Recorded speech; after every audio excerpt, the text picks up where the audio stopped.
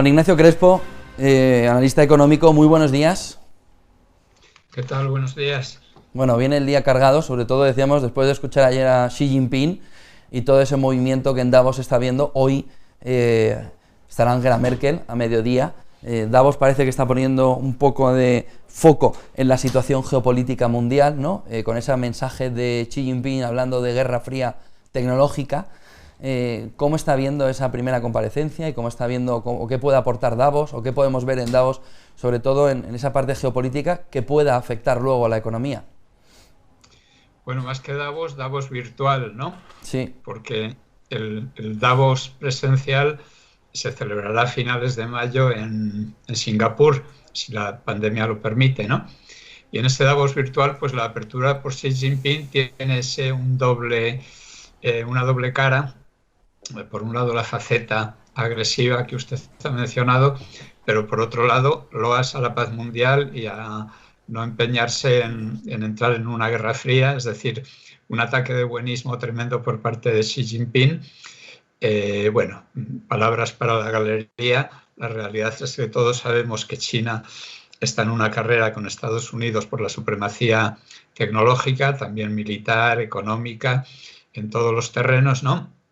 Y que Estados Unidos, con las divisiones que tienen en este momento, pues no está en la mejor situación para esa competición, pero los Estados Unidos son muy duros de roer y es una competición que terminarán ganando, porque bueno, China tiene dentro contradicciones económicas tan grandes que antes o después saldrán a la superficie. La principal es que sigue siendo una economía que mete muchísimo dinero en industrias improductivas para no caer en recesión, en industrias que no pueden sostenerse a sí mismas para pagar el endeudamiento porque los recursos que generan esas empresas pues no son suficientes, dado que son empresas ya tecnológicamente obsoletas. China tiene que pasar a convertirse en una economía con un sector servicios mucho más fuerte, donde los salarios suban y por lo tanto puedan consumir más su población y por lo tanto puedan importar más y equilibrar un poco esa balanza por cuenta corriente o comercial, mejor dicho, tan desequilibrada que tienen en estos momentos. Entonces, bueno, pues nada, son grandes palabras, unas para poner de relieve y otras para encubrir la realidad de esa competición en la que Europa pues no pinta absolutamente nada. Los PMI provisionales de enero señalan expansión en Estados Unidos y recesión en Europa. Juan Ignacio, ¿cómo puede eso afectar o qué visibilidad nos da en el año? Bueno, pues es algo que era muy evidente desde principios del otoño, ¿no? Mientras que Estados Unidos tenía perspectivas de crecimiento muy fuerte, como las sigue teniendo ahora, aunque un poquito más flojas. Ahí hay una contradicción entre el PMI compuesto de Estados Unidos y la creación de empleo, que parece que se ha estancado, ¿no? Pero en Europa, con los cierres parciales de la hostelería y de todo lo relacionado con el turismo, sea hostelería o no, los viajes, etcétera, y aparte de la inactividad inducida por esos cierres, pues era muy evidente que en el último trimestre Europa estaba en recesión. Lo comentamos aquí ya hace tiempo y bueno, yo lo vengo diciendo pues desde finales de octubre a la vista de lo que se veía. El PMI compuesto del mes de enero, el provisional, pues también da para el conjunto de Europa en recesión.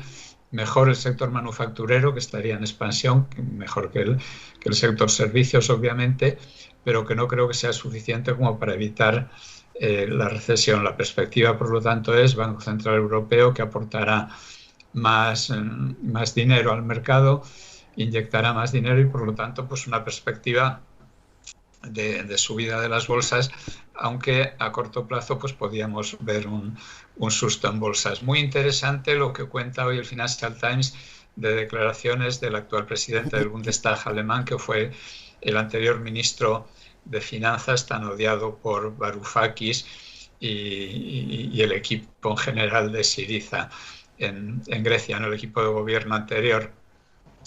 Cuenta que se muestra muy crítico con el fondo de rescate y de esa palabra horrible resiliencia europeo, y dice que los países europeos se han dedicado mucho más a discutir la cantidad y cuánto y cómo se iba a repartir, y nada a ver cómo se va a invertir. Es decir, la clave que algunas veces ya hemos comentado aquí, cómo invertirlo, y la escasa capacidad que tiene en los países europeos en este momento para invertir ese dinero en proyectos rentables. Y eso, como todos sabemos, es especialmente crucial en España, donde no vemos por ningún lado que ese dinero se vaya a repartir de forma que permita un impulso grande a la economía española.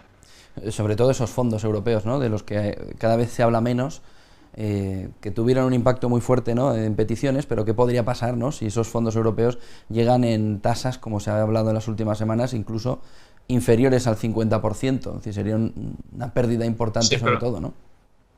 Pero Schäuble pone el acento en lo que todos sabemos. Él dice que los países europeos no están abordando las reformas que tienen que abordar, y por lo tanto que nos apliquemos el cuento. Es un poco su receta, la misma que en la crisis anterior, y es muy curioso pues que ahora mismo hable desde su nuevo puesto de presidente del Bundestag y que señale exactamente eso, que todos sabemos que sigue siendo el problema.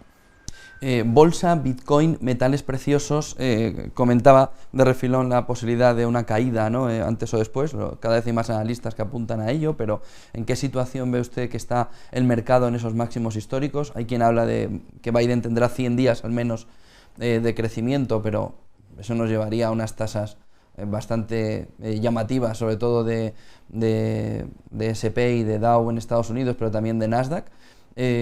¿Y qué pasa con el Bitcoin, no? Hoy había también artículos que hablaban de $140.000 en una llamada además a la compra impulsiva de ello, ¿no?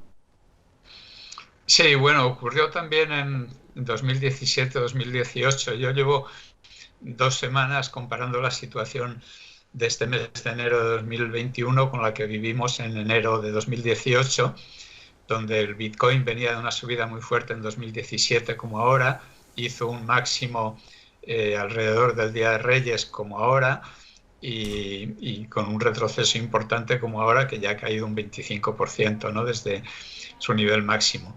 A la vez, los metales industriales están en un precio, el índice de metales industriales están estancados desde hace 2 meses, lo cual no es un síntoma muy bueno, mientras que el Standard & Poor's ha seguido subiendo un 5, un 6% en esos mismos 2 meses. Y normalmente cuando se producen caídas, los metales industriales las suelen anunciar previamente, y yo creo que están insuflando esas dudas con ese estancamiento del precio que acabo de mencionar.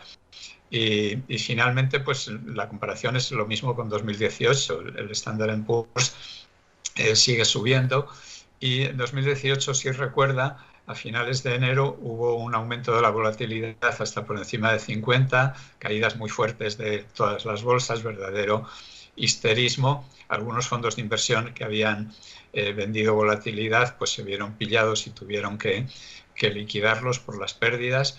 Y veo una situación muy, muy parecida. No sé si en aquella ocasión la caída del Bitcoin tan fuerte arrastró al Standard & Poor's o fue una coincidencia, una pura casualidad, pero parece como si todo fuera a desarrollarse de la misma manera que entonces. Está claro que hay muchísimo dinero en el mercado, lo ha puesto de manifiesto hoy Refinitiv, que con esa información que publica el Financial Times y que usted ha mencionado antes, que en 3 semanas del año las empresas han captado 400.000 millones de dólares entre renta fija, emisiones de renta fija, salidas a bolsa o ampliaciones de capital. Es una cifra que duplica la del año pasado por estas fechas y en las mismas 3 semanas, ¿no?